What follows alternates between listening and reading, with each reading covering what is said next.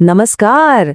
तो आज हम एक बहुत ही दिलचस्प और रहस्यमयी लोक कथा पर बात करने वाले हैं जो सदियों से हमारे ग्रामीण इलाकों में गहराई तक रची बसी है।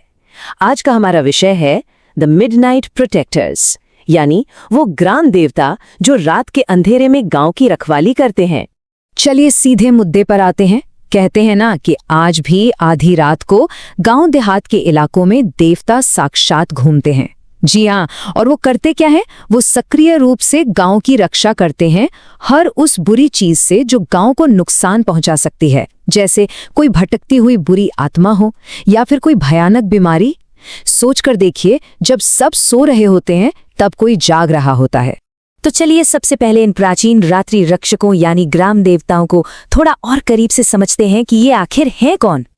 आसान भाषा में कहें तो ये ग्राम देवता या ग्राम देवी उस पूरे गांव के लिए एक प्रोटेक्टिव बैरियर या एक सुरक्षा कवच का काम करते हैं।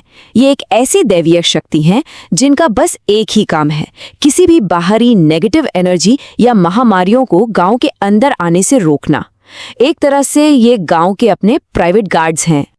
अब इस बात को और अच्छे से समझने के लिए रामायण का एक बहुत ही फेमस किस्सा देखते हैं, लंकिणी का, जो असल में लंका की रक्षक थी। आपने देखा या सुना होगा कि रामायण के समय जब हनुमान जी माता सीता की खोज में लंका जाते हैं तो क्या होता है, उन्हें लंका के मेन गेट पर ही लंकिनी नाम की एक राक्षसी रोक देती है। वो सीधा कह देती है कि तुम अंदर नहीं जा सकते।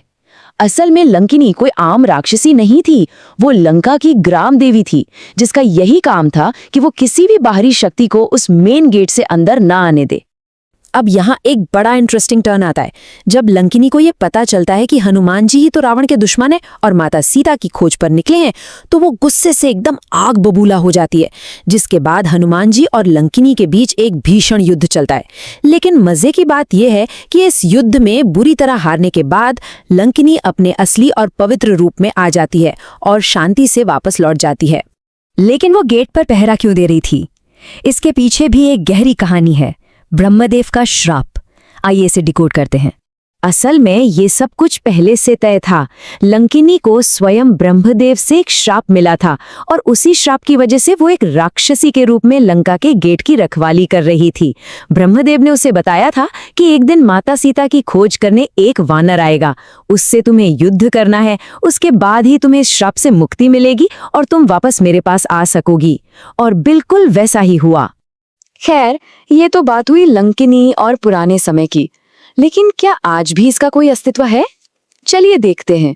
क्या आपको पता है कि आज भी अगर आप किसी गांव देहात में एंटर करेंगे तो आपको उस गांव के जस्ट बॉर्डर पर ही एक मंदिर दिखाई देगा। असल में वही मंदिर ग्राम देवता का होता है और सोर्स के मुताबिक ऐसे मंदिर आपको ज्यादातर पहाड़ों पर या गांव की बिल्कुल सीमा पर ही दिखाई देंगे, जो आज भी उस गांव के मेन गेट की तरह खड़े हैं। और ये ग्राम देवता सिर्फ रक्षा ही नहीं करते, बल्कि उस गांव पर अपना आशीर्वाद भी बनाए रखते हैं। वो कैसे? चलिए समझते हैं। यही ग्राम देवता उस पूरे गांव की बाहरी किसी भी बुरी शक्ति से रक्षा करते हैं और ऐसा माना जाता है कि जिस गांव की रक्षा स्वयं ग्राम देवता करते हैं, उस गांव के लोग कभी भी भूखमरी से नहीं मरते हैं। वहां कभी पैसों की दिक्कत या कोई भारी आर्थिक तंगी नहीं आती है। यहाँ तक कि उस गांव के सभी लोग हमेशा सुरक्षित और खुश रहते हैं, मतलब प्रोटेक्शन के साथ साथ पूरी प्रॉस्पेरिटी। तो इस अद्भुत और प्राचीन मान्यता को सम्मान देते हुए और जैसा कि हमारे सोर्स के अंत में भी एक बहुत ही खूबसूरत संदेश दिया गया है, अगर आपको कभी पहाड़ों या सीमाओं पर ऐसे रक्षक मंदिर दिखें तो एक बार हमारे कमेंट्स में हर हर महादेव जरूर लिखें।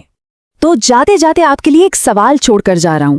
अगली बार जब आप किसी गांव से गुजरें और बॉर्डर पर या किसी पहाड़ी पर कोई छोटा सा मंदिर देखें तो खुद से ये जरूर पूछिएगा, क्या ये सिर्फ ईंट और पत्थर की इमारतें हैं या फिर ये वाकई उन प्राचीन रक्षकों के जीवंत प्रतीक हैं जो आज भी हमारी रक्षा कर रहे हैं। इसी विचार के साथ आज के लिए बस इतना ही। सीखते रहिए और अपने आसपास की दुनिया को एक नए नजरिए से देखते रहिए।